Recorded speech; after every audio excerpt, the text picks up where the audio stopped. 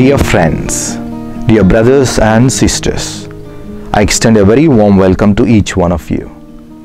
The Lord has brought us together to reflect on the readings of the 18th Sunday in Ordinary Time on the 1st of August 2021. The first reading is taken from the book of Exodus, the second reading is taken from the letter of St. Paul to the Ephesians, and the Gospel is taken from St. John, chapter 6.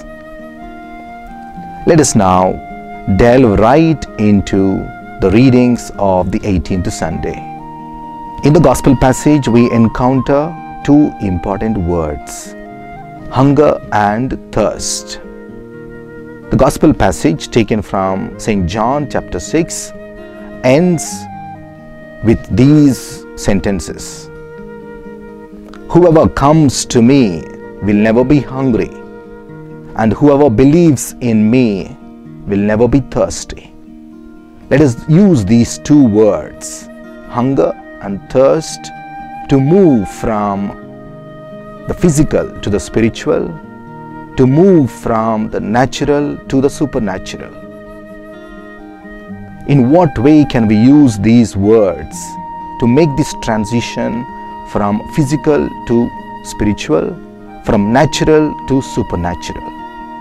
All of us know that we are endowed with natural appetites, physical appetites of hunger, of thirst, and so on. Just as we are endowed with these appetites which are of physical nature, we are also endowed with spiritual appetites. How to deal with these spiritual appetites? We know how to fulfill our physical appetites, our natural appetites, our natural, let's say, inclinations, desires, longings.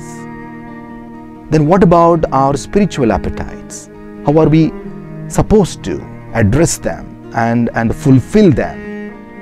How are we supposed to make sure that we are satisfied even on the spiritual level, not only on the natural level? There are two different ways in which we human beings approach these appetites, both spiritual and physical, both natural and supernatural.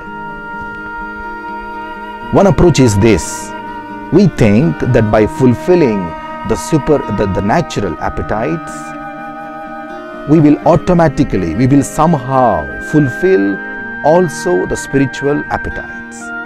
So we keep on doing more and more on the natural level, thinking that this will automatically help us satisfy our spiritual appetites, our spiritual inclinations, our spiritual desires and longings.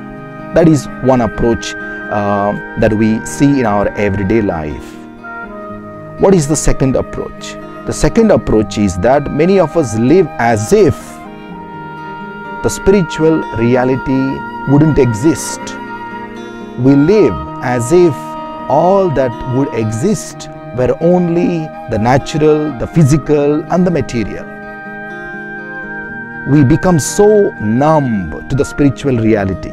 We become so indifferent to the supernatural reality. All that exists for most of us is only the natural, the material. So it is enough to be, it is enough to address only that aspect of our life. That is the way we human beings behave towards these appetites, be it natural appetites, be it spiritual or supernatural appetites. So dear brothers and sisters, dear friends, the next question that we need to ask ourselves is how we as Christians should approach these appetites on the spiritual level. That is more important to us, because all of us are very proficient in terms of fulfilling our natural appetites, and this is not the time to deal with those natural appetites. Maybe at some other time we can deal with those natural appetites.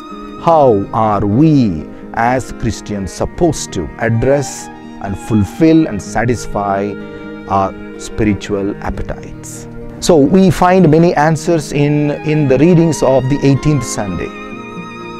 I can explain these answers in these two different ways. While we work for food that perishes, we need to work all the harder for the sake of that food which endures forever. That is what we have read in the gospel passage. And the other one, while we do everything possible to make our life comfortable, nice and cozy in this world, we need to work all the harder to make sure that our gaze, our sight is fixed on the world that is to come. That is the way we as Christians are supposed to address our spiritual appetites. While we live in this world, we never lose sight of what is going to come. And what is going to come is eternal. We don't want to lose sight of it. That is how I think we as Christians should be behaving towards our spiritual appetites and spiritual inclinations, and that is the way we are supposed to satisfy them. Okay, let us move a little further. In a very concrete way, how can this happen? In the second reading, gives us many answers or many approaches, and these approaches will help us to have our focus on what is to come while we continue to live in this world. I would like to share three things with you. What he says in the second reading is this: you must no longer live as the Gentiles live. Your gaze is fixed on what is going to come, on what is eternal, while you continue to live in this world. So we should not live as Gentiles live. What does it mean? We need to live by our faith in Jesus Christ. What is the difference between a Gentile and a believer? A Gentile doesn't believe in God. He doesn't have anything to do with faith. But a believer lives by his or her faith. And what is our faith? Our faith is that Jesus is the Son of God, that He has come to give us life, that He is the way, the truth and the life. So the first approach that we need to adopt as Christians, as Catholics, is that we need to start living not like Gentiles. We need to start living by our faith in Jesus Christ.